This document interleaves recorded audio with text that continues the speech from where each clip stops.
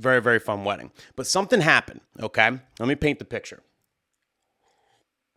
Something happened at this wedding, and I actually made two crucial mistakes in my opinion. Not in my opinion, I really did. I made two crucial mistakes when this happened. So I want to talk to you guys about it and give you guys some tips so you don't make the same mistakes as me.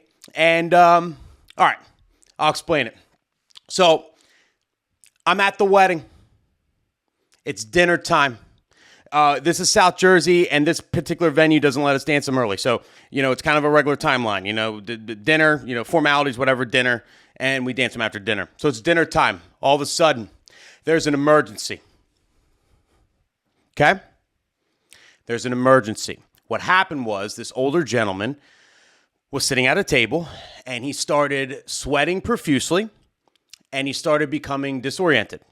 So, eventually whoever's at the table with him or, whoever he knew or whatever started getting a little concerned, and then, it escalated, and he got like a little worse, and it became a thing. Okay. I'm not trying to make light of it. I hope he's okay. I didn't get an update or anything, but, crazy thing. It's been a while since I had like a medical emergency at one of my weddings. I honestly don't remember the last one. It's been a while. Now this happened and I made two crucial mistakes. Okay. Number one, I broke rule number one. And that is, you got to keep it moving. Okay. These are the wedding emergency guidelines. You got to keep it moving.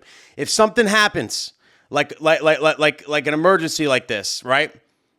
You don't want to like put a bunch of attention on it, okay? You obviously want to make sure it's being taken care of, but you don't want to like literally tell all 200 people at the wedding that it's happening. And I did this because it's dinner time. I see there's like something going on over there, something like with somebody, right? And I'm like, whoa, something's going on there because there's like there's a little crowd of people growing around him and people are trying to help and everything else. And keep in mind, this is a firefighter wedding, so there's like 97 EMTs in this place, right? Well, anyway, someone comes up to me frantic. This lady comes up to me frantic, says, "Get on the mic, tell people we need an EMT now," right?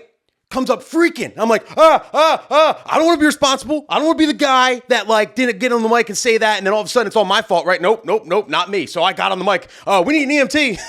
And I should have never, ever done that because I got on the mic and I said, we need an EMT. And now everybody broke their neck. Now, whatever vibe whatever was happening at the time, it's over now. They're all focused on this situation, okay? What I should have did was say, yes, one's coming or whatever, or, go over there. I don't know. Honestly, in that situation, I don't know what I should have did. I don't, you tell me in the comments. I don't even know. But like, she came up frantic, so it made me frantic, and then I said on the mic, and then I let everybody know. When in reality, when I said it on the mic, two people came up afterwards like, yo, we're all EMTs, like, we're firefighters, like, and she's the EMT, he's the EMT, like, what do you mean? Like, we're good. It's good. Don't worry. Blah, blah, blah. So I didn't need to do that. Anyway. So that was mistake number one. So they're handling this guy, everything else, right? They end up bringing him out into the hallway, okay? And then I keep checking on him, okay? And, trying to like keep track of the situation, which is number two, guideline number two, okay? You got to stay updated with the whole situation because you want to know what's happening. Because it kind of determines what you do, right? You want to stay updated. You want to know if it's taking a turn for the worse, if he's left or whatever, if something is still, or whatever, like if it's still going on, you want to know that it's still going on because you really can't do much until it's over, which is guideline number three. You can't really start anything new, okay? You can't like do anything new besides what you were already doing until it's resolved because it's just... It doesn't look good, it's just bad. I can't, the guy, God forbid's out in the hallway, maybe, dying or whatever. And all right, all you romantic couples, I'm going to play a slow song, like invite all the couples to the dance floor. Like, you know what I mean? It's like not, it's bad timing. Okay. And that comes to my third mistake or the second mistake. Sorry. One or two, right?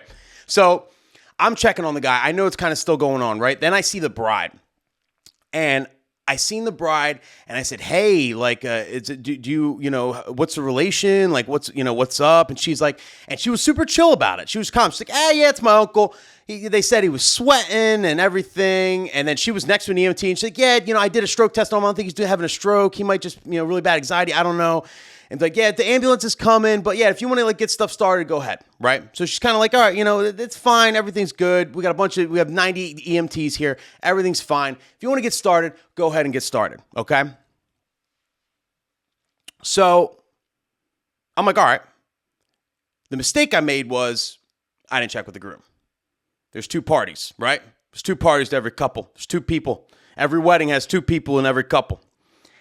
I didn't check with the groom too. And I should have, because what happened was the next thing we needed to do was a group photo. And the bride, and it's getting late too. I already kind of stalled. Like I wasn't in a hurry to get stuff going. You know what I mean? This has been going on now for 10, 15 minutes. It happened right at the tail end of dinner. I thought he was choking on food at first, but it wasn't.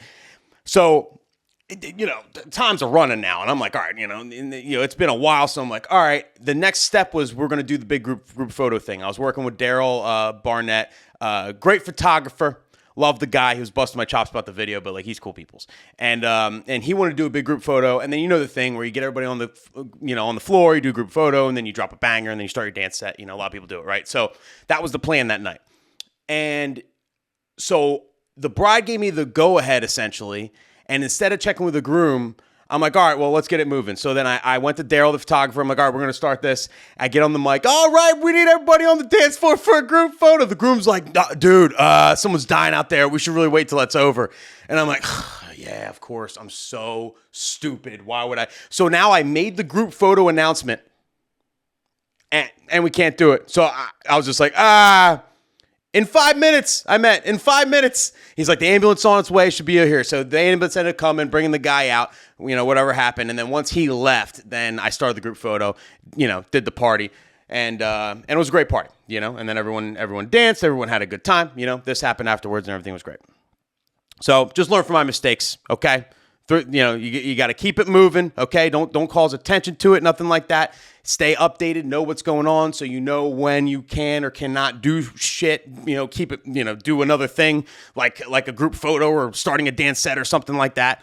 Just be very aware and stay calm. Don't panic, okay? Don't panic in these situations. People see the panic on your face and kind of smell it.